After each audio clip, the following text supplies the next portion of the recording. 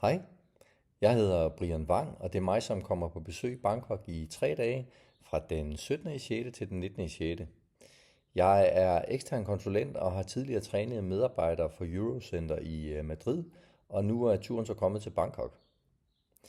Jeg arbejder bredt med kommunikation og service og har siden 2012 trænet hundredvis af medarbejdere i både private virksomheder og offentlige institutioner. Jeg har skrevet en bog om kommunikation og kundekontakt, der hedder Tak for hjælpen, og når vi ses, så får du et eksemplar af den. Og den her bog, den indeholder mange af de kommunikative teknikker, som jeg har fokus på i forbindelse med den kommende træning. Der er lagt en plan for træningen, som ser sådan her ud, hvilket betyder, at alle får en træningssession på cirka 1 time og 45 minutter. Tiden den bruger vi på at tale om de behov og de udfordringer, som du oplever, når du taler med forsikringstagere. Og jeg har, inden jeg kommer til Bangkok, også lyttet til 2 til 3 af dine optagede samtaler, og dem giver jeg dig også feedback på. Og så håber jeg selvfølgelig også, at der er nogle live calls, som jeg kan lytte med på, og som vi kan tale om.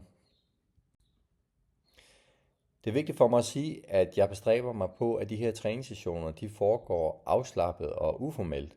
Jeg kommer ikke for at finde fejl, men jeg kommer for at hjælpe dig med at blive klogere på din kommunikation. Så vi taler sammen om, hvad der sker i telefonsamtalerne. For eksempel, hvad fungerer særlig godt, og er der noget, som kunne ændres eller betones anderledes i samtalerne. Jeg har et lille citat, som jeg synes rummer en fin pointe om formålet med træningen. Og citatet, det er Grislingen, som siger til Peter Plys, det var ikke særlig klogt sagt. Og så siger Peter Plys, det var klogt, da det var inde i mit hoved, men så skete der noget på vejen ud. Og det er sådan en situation, som de fleste af os kan genkende. At vi siger noget, og vi så efterfølgende kan tænke, hov, det var ikke lige det, jeg mente, eller det kom vist ud på en forkert måde. Så det handler altså om at blive bevidste om, når vi er inkompetente. Det gode er, at netop fordi vi er bevidste, jamen så kan vi øve os, og så kan vi ændre vores kommunikation til at blive mere bevidst. En del af vores kommunikation er styret af vaner, som vi ikke rigtig er bevidste om, så vi kører på sådan en slags kommunikativ autopilot. Så vi kan sige generelt, at formålet med træningen, det er at blive mere bevidst.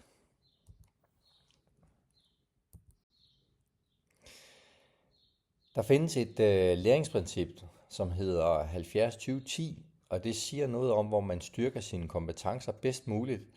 Og pointen er her, at det ikke er, når du er på kursus, men det er, når du udfører dine daglige arbejdsopgaver. Det vil sige, når du taler i telefon. Og den måde, som du kan træne dine kompetencer på i hverdagen, det er at sætte et træningsfokus og ved at være selvreflekterende i alle dine telefonsamtaler. Du skal kun have ét fokuspunkt ad gangen. Hvis du for eksempel har et træningsfokus, som handler om at skabe tryghed for forsikringstagerne, så betyder det, at du skal være selvreflekterende lige netop i forhold til det træningspunkt i alt, hvad du siger i dine samtaler. Når du når til et punkt, hvor du mestrer det at skabe tryghed, så kan du skifte træningsfokus og så øve dig i noget andet. Og igen, så er målet med den her form for selvtræning at blive mere bevidst og i sidste ende bevidst kompetent.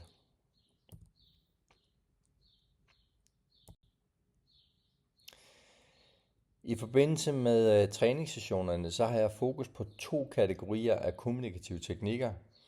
Der er dem, som jeg kalder de blå hjerneteknikker, som handler om at stille præcise spørgsmål, kommunikere præcist og entydigt og undgå misforståelser i samtalen. Og så er det de røde hjerteteknikker, som sigter efter at betone en positiv oplevelse for forsikringstageren. Og det handler fx om at skabe tryghed og anerkende behov og frustration og kommunikere positivt og proaktivt. Du har allerede fået en invitation til PerformerWiz, som er det IT-redskab, som jeg bruger i forbindelse med træningen. Jeg bruger systemet, når jeg lytter til optagede samtaler inden træningen, og når træningen er gennemført, så får du adgang til din egen træningsrapport. Så alt hvad jeg gør af noter, bliver sendt til dig efterfølgende i en træningsrapport. Og inden jeg kommer til Bangkok, så vil jeg også bede dig om at udfylde en selvevaluering. Det betyder, at du skal vurdere dine egne kompetencer på forskellige områder, som handler om din egen kommunikation. Du kan også skrive til mig, hvis du har nogle spørgsmål eller behov i forbindelse med træningen, og det gør du også inde i den her selvevaluering. og invitationen den modtager du inden længe i din mailbox. Hvis du har spørgsmål til mig, så er du meget velkommen til at skrive til mig på vang@dialogplus.dk. Tak for din tid, og vi ses i Bangkok.